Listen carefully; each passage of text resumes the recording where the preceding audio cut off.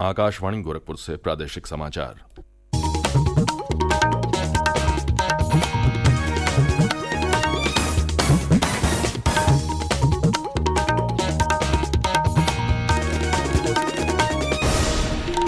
नमस्कार। समाचार बुलेटिन के साथ मैं विकास राय। पहले मुख्य समाचार। प्रदेश सरकार ओलावृष्टि और वर्षा से प्रभावित 11 जिलों के 1 लाख से ज्यादा किसानों को 58 करोड़ 59 लाख रुपए से अधिक का देगी मुआवजा। मुख्यमंत्री योगी आदित्यनाथ ने इसरो को दोबारा उपयोग में लाए जा सकने वाले प्रक्षेपण यान की स्वतः लैंडिंग का मिशन सफलतापूर्वक पूरा करने पर दी बधाई। प्रदेश से इस वर्ष हज यात्रा पर जाएंगे 26,786 लोग। पहली बार 45 वर्ष से अधिक आयु की महिलाएं भी अकेले करेंगी हज यात्रा। और मौसम विभाग ने आज पश्चिमी उत्तर प्रदेश के 1 या 2 स्थानों पर वर्षा का जताया अनुमान। कल पूर्वी उत्तर प्रदेश में भी कुछ स्थानों पर बारिश होने की संभावना। और अब समाचार विस्तार से। मुख्यमंत्री योगी आदित्यनाथ ने विभिन्न जनपदों में ओलावृष्टि और वर्षा से फसलों को हुए नुकसान का तत्काल सर्वे कराकर जिलाधिकारियों को प्रभावित किसानों को क्षतिपूर्ति देने का निर्देश दिया है। पिछले 15 दिनों के दौरान वर्षा और ओलावृष्टि से प्रदेश के 11 जनपदों के 1,07,523 किसानों की 35,480 हेक्टेयर से अधिक भूमि पर खड़ी फसल प्रभावित हुई है। प्रभावित किसानों को 58 करोड़ 59 लाख रुपए से अधिक का मुआवजा दिया जाएगा। पिछले माह की 15 तारीख से अब तक हुए सर्वे में बेमौसम बारिश और ओलावृष्टि से सर्वाधिक प्रभावित होने वाले 11 जिलों में फतेहपुर, आगरा, बरेली, चंदौली, हमीरपुर, झांसी, ललितपुर, प्रयागराज, उन्नाव, वाराणसी और लखीमपुर खीरी शामिल हैं। मुख्यमंत्री योगी आदित्यनाथ ने भारतीय अंतरिक्ष अनुसंधान संगठन इसरो को दोबारा उपयोग में लाए जा सकने वाले प्रक्षेपण यान की स्वतः लैंडिंग का मिशन सफलतापूर्वक पूरा करने पर बधाई दी है। अपने संदेश में उन्होंने कहा कि ये भारत के अंतरिक्ष अन्वेषण कार्यक्रम में बड़ी छलांग है। श्री योगी ने इस अभियान को सफल बनाने में सहयोग के लिए डीआरडीओ और भारतीय वायुसेना को भी बधाई दी। राज्यपाल आनंदीबेन पटेल ने कहा है कि लखनऊ शिक्षा का हब बनने के साथ साथ अब चिकित्सा हब बनने की दिशा में तेजी से आगे बढ़ रहा है।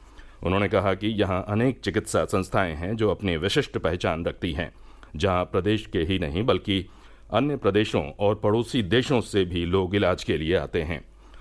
राज्यपाल ने कल लखनऊ में एक निजी सुपर स्पेशलिटी अस्पताल के उद्घाटन अवसर पर ये बातें कही। उन्होंने कहा कि चिकित्सा सेवा का लक्ष्य मानव जीवन को सुगमता प्रदान करना है। राज्यपाल ने कहा कि कम लागत और सस्ती चिकित्सा पद्धति की वजह से भारत को चिकित्सा उपचार के एक प्रमुख केंद्र के रूप में जाना जाता है। चिकित्सा पर्यटन को बढ़ावा मिलने से कई देशों से चिकित्सा लाभ के लिए मरीज यहां आ रहे हैं। इसको बनाए रखने के लिए युवा चिकित्सकों पर बड़ी जिम्मेदारी है। राज्यपाल ने अंगदान के महत्व पर जोर देते हुए कहा कि आधुनिक चिकित्सा विज्ञान के युग में अंगदान किसी को जीवन दान देने का बहुत ही महत्वपूर्ण साधन बन गया है। उन्होंने अस्पतालों को अंगदान और रक्तदान के लिए मुहिम चलाने और ज्यादा से ज्यादा लोगों को प्रेरित करने का सुझाव भी दिया। उप मुख्यमंत्री केशव प्रसाद मौर्य ने कल आगरा में मंडल के मुख्य विकास अधिकारियों, खंड विकास और ग्राम्य विकास अधिकारियों के सम्मेलन की शुरुआत की। इस दौरान उन्होंने ग्रामीण विकास से जुड़ी योजनाओं के क्रियान्वयन पर विस्तार से चर्चा की और ग्रामीण विकास के कार्यों और बेहतर तरीके से लागू करने के निर्देश दिए।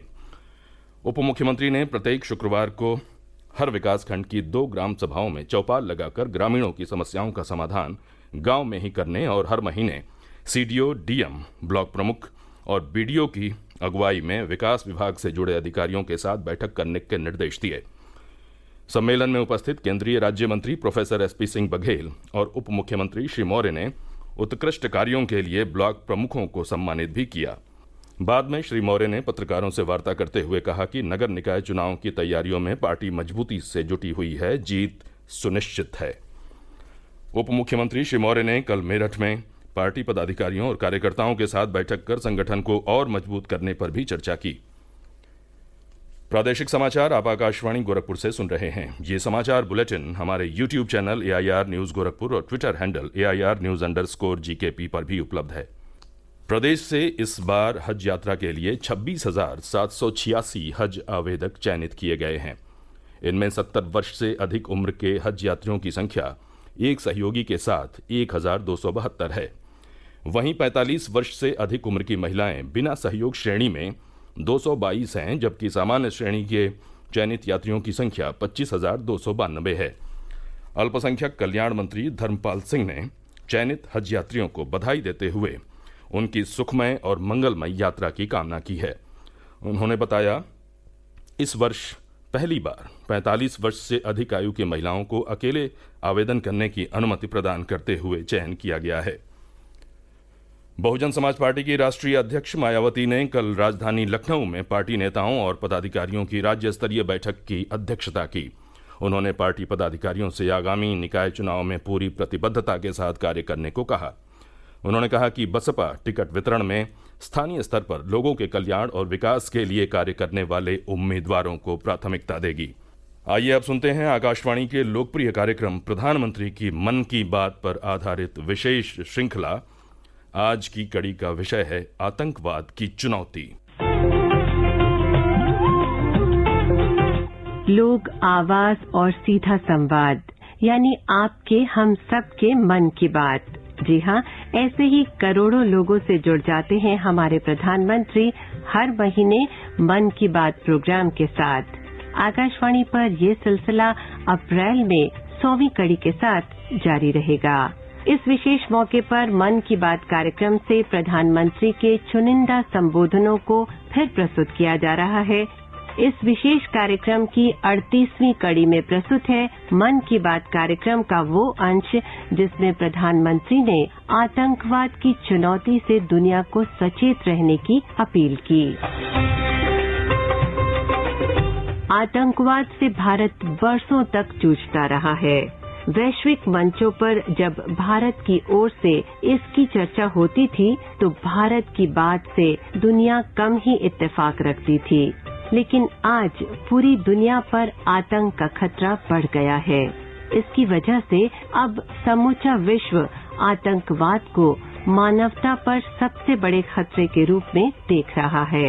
26 नवंबर 2017 को प्रसारित मन की बात में प्रधानमंत्री ने आतंक की चुनौती को इन शब्दों में दुनिया को याद दिलाई।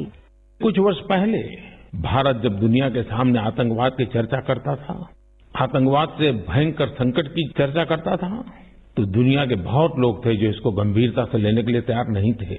लेकिन जब आज आतंकवाद उनके अपने दरवाजों पर दस्तक दे रहा है, तब दुनिया की हर सरकार, मानवतावाद में विश्वास करने वाले, लोकतंत्र में भरोसा करने वाली सरकारें आतंकवाद को एक बहुत बड़ी चुनौती के रूप में देख रहे हैं।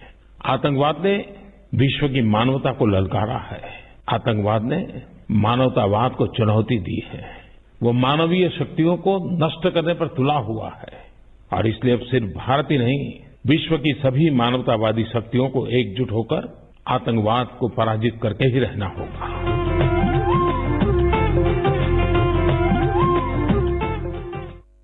मौसम विभाग ने आज पश्चिमी उत्तर प्रदेश के एक या दो स्थानों पर वर्षा होने की संभावना जताई है। वहीं कल प्रदेश के पूर्वी और पश्चिमी भाग के एक या दो स्थानों पर वर्षा होने का अनुमान है।